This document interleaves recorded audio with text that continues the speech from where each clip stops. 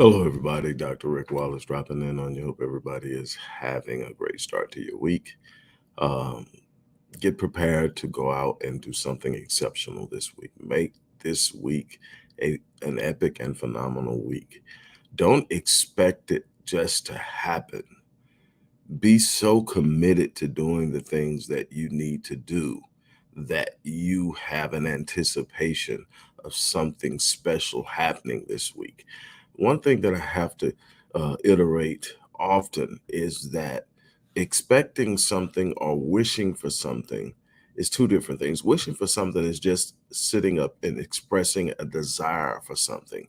It is a verbal expression in the in the right frame and in context. It has a place, but you expect things because you've done things. You expect things because you've taken action. And the expectation is based off of the corresponding action. We have far too many inactive people, people who are consistently expressing that they want something, but rarely taking the action that is conducive to putting forth and bringing out and manifesting the thing they say they want. We're not talking about magic. We're talking about a universal process that when you speak something, think something, and act on something consistently, it manifests, it develops, it's cultivated, and it comes forth. It starts in the fifth dimensional realm of existence, things that most people don't talk about. But if you have studied any form of religion, the Bible or whatever, it's there. It's manifested first in the spiritual realm. It doesn't come into reality until it's cultivated, until you spend enough time thinking about it, enough time talking about it, enough time defending it, enough time moving in it, that it becomes so real that it comes forth. It is the final fruit of your activity, your thinking activity, your speech activity, your environmental activity. Who are you hanging around? Who are you listening to? Who are you sharing with? Whose advice are you receiving? Who are you allowing to speak into your life? So then my thing is, you've got to learn to take action. It's not simply about wishing for something. That's not where things happen. That's the beginning of something. You wish for something, then you set up a desire and you start to apply yourself to having it. You don't get in this world, you don't get what you want, you get who you are. I've said that I don't know how many times. What does that mean? That means that if I want to do something specifically, then I have to be aware of what that requires me to be. If I want to be an author, I need to learn what authors do, how authors behave, what systems they use, what moves they. If I want to be a business person in a certain business arena, I need to study people who have been successful in it, because that tells me what I must become. Success always leaves clues. But then if I'm just sitting up saying I'm wishing for it and it's just an idea, and I never pursue the idea by researching it, by learning about people who have done it, or by determining what it will require for me to have it, then I'll just sit up and I'll stay stuck in this wish mode. Then I start to move in an idea of fantasy. And then the fantasy, after not being fulfilled, becomes an unfulfillable reality. And it increases the weight of my limited beliefs, because now I've established another thing that I now believe is impossible. Why? Because I wanted it for so long and it never manifested. Well, you wanted it, but you didn't pursue it. You wanted it, but you didn't act on it. You wanted it, but you didn't anchor yourself in the processes necessary to have it. You've got to stop moving away from fear. You've got to stop allowing fear of failure, fear of other people's opinions, fear of the unknown to sit up and cripple you. The problem is that over 80% of the people in this world never take action on the things that they desire, the things that are necessary for success. Why? Because their fear of failure is greater than their desire to succeed. And until you get to a point where your desire to succeed transcends your fear of failure, you're going to have problems reaching extraordinary heights, because it's going to require you to get outside of your comfort zone. It's going to require you to move in a different way than you're used to moving. You're going to have to feel uncomfortable. When I listen to people talk and they're telling me, well, I was trying this, but there was something about it that didn't feel right. What are they really saying? There was something about it that was unfamiliar. It wasn't familiar. And what happens anytime you move into a space that you're unfamiliar with, you immediately become uneasy. Why?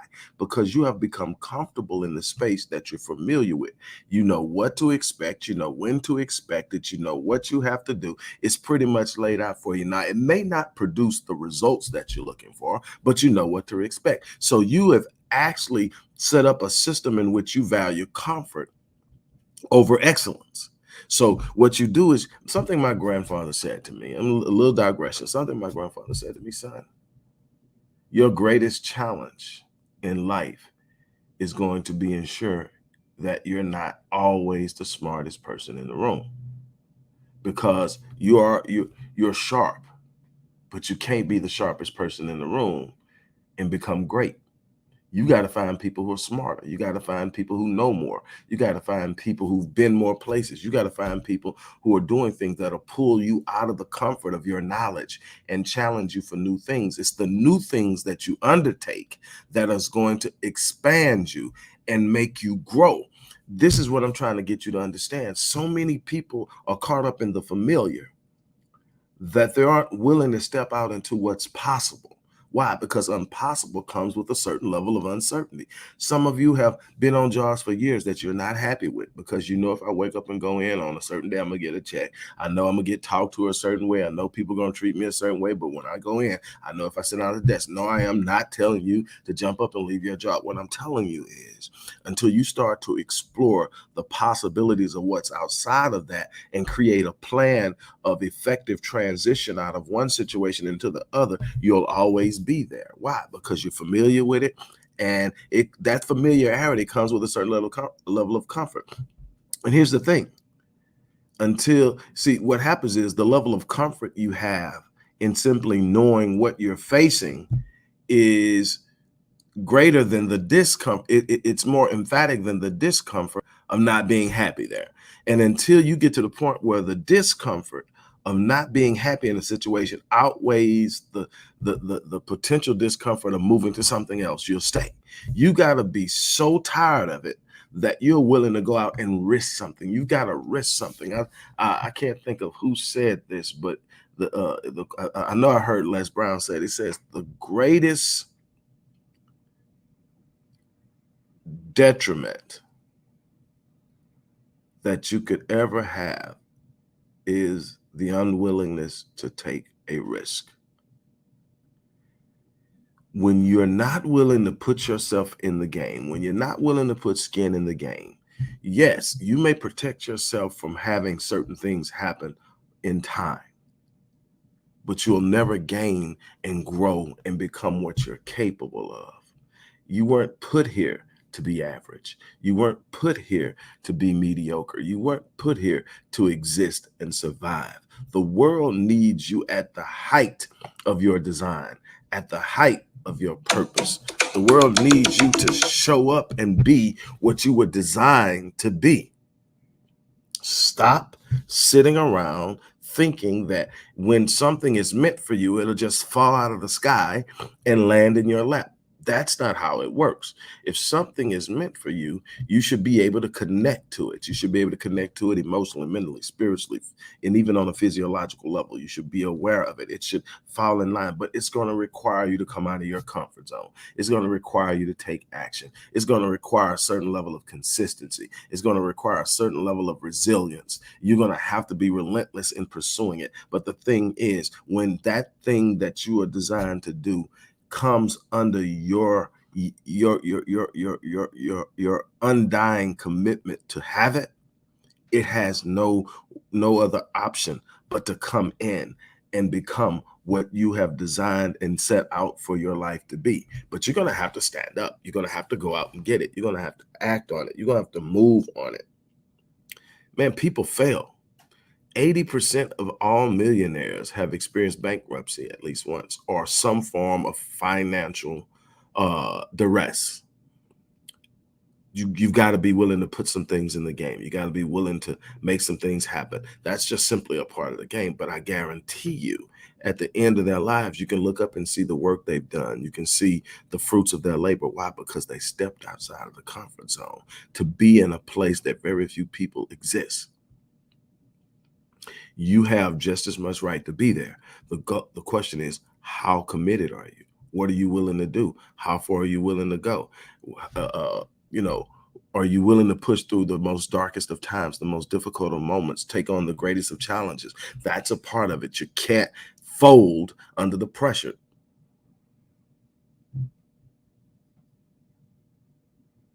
I've had enough things in my life to crush me,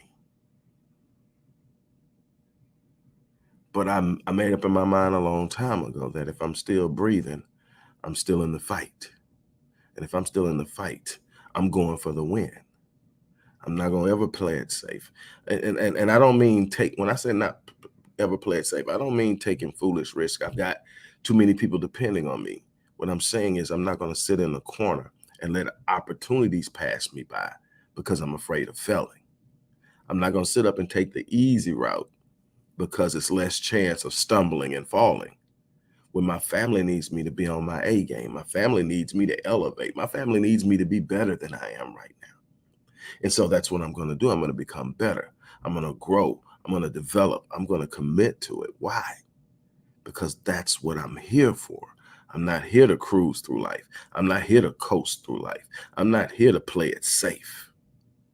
I'm here to leave a legacy that speaks of me long after I'm gone. And I'm challenging every last one of the people who watch this video to do the absolute same thing. What I'm going to be doing this weekend is an all-in masterclass on overcoming and conquering limit beliefs, overcoming and conquering fears. It's the Make a Move event. It's this Saturday at noon. Here's the beautiful thing.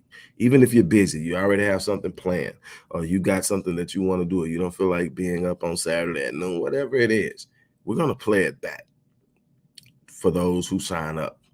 We're going to play it back, but I guarantee you don't want to miss this class. We're going to touch on all the things that are holding you back, all the things that hamper you, the things that have you paralyzed and procrastinating. We're going to approach that. We're going to deal with the limiting beliefs. We're going to deal with the things that have you locked into a place believing that this is your lot in life. Suffering is not your lot in life. Poverty is not your lot in life. Being on a job that literally kills you to show up is not your lot in life. You were put here to shine.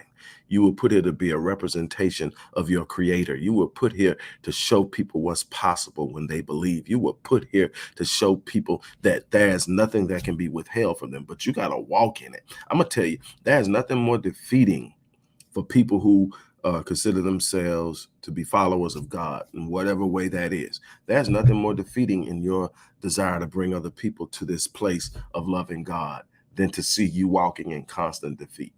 I'm not talking about being in challenge. They should, even when you're in the midst of a challenge, they should see a victorious spirit that emerges as you fight your way through it. They should see an anticipation of a breakthrough moment because you know when you're putting in your work and you're literally living on the faith of believing in the work you're putting in, that nothing can be stopped. Nothing can stop you. Nothing can hold you back. That's why you're here. You can't evangelize from a defeated position. You can't evangelize from surviving. You can't evangelize from just existing. You've got to literally be walking in something that even when you're going through, I can tell you, I have really had a bunch of people that were drawn to me in my most challenging times because people watch you. Even when you're not aware of it, people are watching you and they're seeing what you're going to do. See, it's easy to sit up and talk about how life is when life is going the way you want it to. It's easy to talk about how good God is when things are going your way. It's easy to sit up and talk about all those things, but it's when you sit up and you get caught by a haymaker from life and it knocks the air out of you. How do you respond? People have watched me respond to those times, those moments, those situations. and they have seen me. And a couple people even accuse me of being in denial. But no, I'm looking ahead. I see what's coming. I'm not caught up in this moment. This is momentary. This is a test. This is challenge. I'm moving through this. I'm challenging you. In the description box is the link. Come join me. It's an accessible event. It is worth every penny. It's $108, a little less than 108, but $108. You're going to get everything. You're going to be able to ask questions, take notes, pick up the principles of success, pick up the principles of overcoming fear and procrastination, and we're going to set a pathway to move you towards your destiny. I'm challenging you now to sign up. Don't miss it. And even if you do miss it, if you sign up, you're going to get the free replay. And on that note, I am out of here.